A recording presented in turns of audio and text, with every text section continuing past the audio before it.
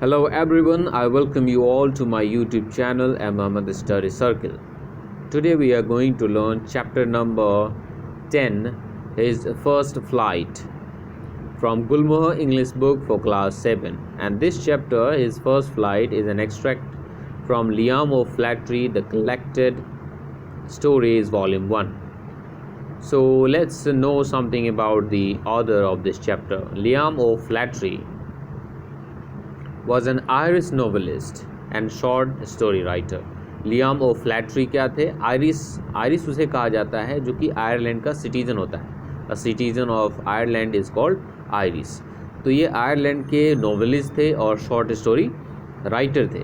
He was a leading writer of the Irish literary movement, और Ireland के साहित्यिक आंदोलन के शीर्ष लेखकों में से एक थे. Many of his writings have a common theme of nature and Ireland.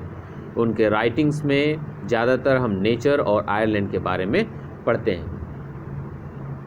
Okay, so paragraph number 1, the young seagull. अब देखो, सीगल एक समुद्री चिड़िया होता है जो समुद्रों में और समुद्र के इलाकों में पाया जाता है. द यंग सीगल आप देख सकते हो यहाँ पर इस पिक्चर में, जो इस लेज पे, इस पहाड़ के कॉर्नर पे बैठा हुआ है. इसको लेज कहा जाता है जहाँ पे ये बैठा हुआ है. यही सीगल है जो कि यंग है, अभी मैच्योर नहीं है, अभी बच्चा है. The young seagull was alone on the ledge. एक यंग सीगल लेज पे, पहाड़ की ढलान पे अकेला था. His 2 brothers and the sisters had already flown away the day before. उसके 2 भाई और एक बहन एक दिन पहले ही उड़ चुके थे. He had been afraid to fly with them. वह मतलब ये जो यंग सीगल जो बैठा यहाँ पे खड़ा हुआ है लेज पे, वह उन लोगों के साथ उड़ने से डरता था. Somehow when he had taken a little run forward, किसी भी तरह जब उसने आगे की तरफ थोड़ी सी दौड़ लगाई थी, to the brink of the ledge, लेज के किनारे की तरफ, and attempted to flap his wings, और अपने पंखों को फड़फड़ाने की कोशिश की थी. He became afraid, और तभी वो डर गया था. The great expanse of the sea stretched down beneath. समुद्र का फैलाव नीचे की तरफ बहुत बड़ा था. The great expanse, बहुत बड़ा फैलाव. The sea stretched down beneath, नीचे की तरफ समुद्र का बहुत बड़ा फैलाव था.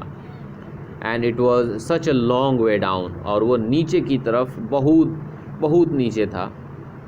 माइल्स डाउन, लगभग 1 मील नीचे. अब देखो यहाँ पे इस लेज पे जहाँ पे ये बैठा हुआ है, वहाँ से नीचे समुद्र है, नीचे सी है जो कि बहुत ही नीचे है, क्योंकि पहाड़ जो होते हैं ना बहुत बड़े बड़े होते हैं, बहुत विशाल होते हैं. He felt certain that his wings would never support him. और उसे ये विश्वास हो गया था, उसने ये मान लिया था कि जब वो उड़ने की कोशिश करेगा तो उसके पंख जो हैं उसका साथ नहीं देंगे. So he bent his head and ran away back to the little hole under the ledge where he slept at night. इसलिए क्या किया उसने?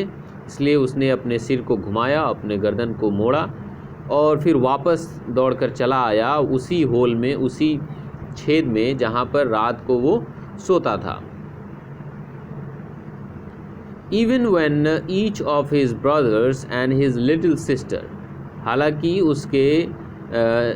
उसके 2 छोटे भाई और उसकी छोटी बहन, whose wings were far shorter than his own, जिनके पंख जो थे इसके पंख से बहुत छोटे थे, ran to the brink, वे लोग क्या किए?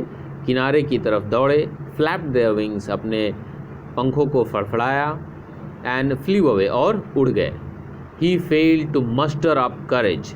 लेकिन देखो, मस्टर मीन्स होता है जुटाना, एकत्र करना. he failed to muster up courage, इसने हौसला जुटाना, ये हौसला न जुटा सका, मतलब हौसला जुटाने में ये नाकाम रहा. टू टेक दैट प्लंज, उस जंप को, उस वहाँ से डाइव करने को, वहाँ से गोता लगाने को वो हौसला नहीं जुटा पाया. His father and mother had come around, उसके मम्मी और पापा उसके पास आए थे. कॉलिंग टू हिम श्रीली, और उसे ज़ोर ज़ोर से चिल्लाकर आवाज़ लगा रहे थे. स्कोल्डिंग हिम, उसे डांट रहे थे. Threatening to let him starve on his ledge unless he flew away, और उसे धमका रहे थे कि अगर तुम यहाँ से नहीं उड़ोगे तो तुम यहीं पर भूखे रह जाओगे। स्टार मीन्स होता है भूखे रहना, उपवास रहना। But for the life of him he could not move, लेकिन उसने अपनी ज़िंदगी की भी परवाह नहीं की, अपने ज़िंदगी और मौत की भी परवाह नहीं की, और वो वहाँ से नहीं हिला, वहाँ से नहीं उड़ा। दैट वॉज 24 आवर्स एगो, और ये जो हम लोग पढ़ रहे हैं, जितना हमने इस इंसिडेंट को जाना है, ये लगभग 24 घंटे पहले की बात थी। सिंस देन 24 घंटे पहले की बात थी, मतलब 24 घंटे पहले उसके माँ बाप, उसके पेरेंट्स और उसके 2 छोटे भाई और एक बहन उड़ चुके थे, और ये अभी उड़ नहीं पाया था। तो ये इंसिडेंट हुए 24 घंटे हो चुके हैं। Since then nobody had come near him, और 24 घंटे से कोई भी उसके पास नहीं आया था। The day before, all day long, पिछले दिन पूरे दिन, he had watched his parents flying about with his brothers and sisters, उसने अपने पेरेंट्स को, अपने माता पिता को अपने भाई बहन के साथ उड़ते हुए देखा था। Perfecting them in the art of flight, और उसके माता पिता उसके भाई बहनों को उड़ने की कला में सक्षम बना रहे थे। Teaching them how to skim the waves, और उन्हें सिखा रहे थे कि वेव्स को कैसे स्किम किया जाता है, वेव्स पे कैसे गोते लगाए जाते हैं, कलाबाजियाँ कैसे की जाती हैं। And how to dive for fish, और मछली को कैसे पकड़ा जाता है, मछली को पकड़ने का तरीका क्या है, ये सारी चीज़ें सिखा रहे थे उसके पेरेंट्स। किनको? उसके 2 भाइयों को और एक छोटी जो बहन थी। And all morning the whole family had walked about on the big plateau midway down the opposite cliff, taunting him with his cowardice. और फिर क्या हुआ, अगले सुबह जो था वहाँ पे उसके पूरे परिवार एक दूसरे पठार पे चले गए थे, जो कि इस प्लेस से लगभग मिडवे में था, मतलब समुद्र के थोड़े से साइड में था, अपोजिट क्लिफ मतलब सामने वाले चोटी पे। और उसे वे वहाँ पर जाकर टॉन्ट कर रहे थे, उसे चिढ़ा रहे थे, उसे ताने दे रहे थे, क्योंकि वो बहुत ही कवर्डिक था, बहुत ही कायर था। इस वीडियो में हम इतना ही रखते हैं, बहुत बड़ा वीडियो नहीं बनाएंगे क्योंकि आप लोग वीडियो देख नहीं पा रहे हो। हम कंटिन्यू करेंगे पैराग्राफ नंबर 4 से नेक्स्ट वीडियो में। If you find this video beneficial, अगर ये वीडियो आपको अच्छा लगा हो तो प्लीज़ लाइक कर देना, और चैनल पे नए हो तो चैनल को सब्सक्राइब कर देना, और एक्सप्लेनेशन कैसा है आप कमेंट करके बता सकते हैं। See you in the part 2 of this chapter. Bye bye.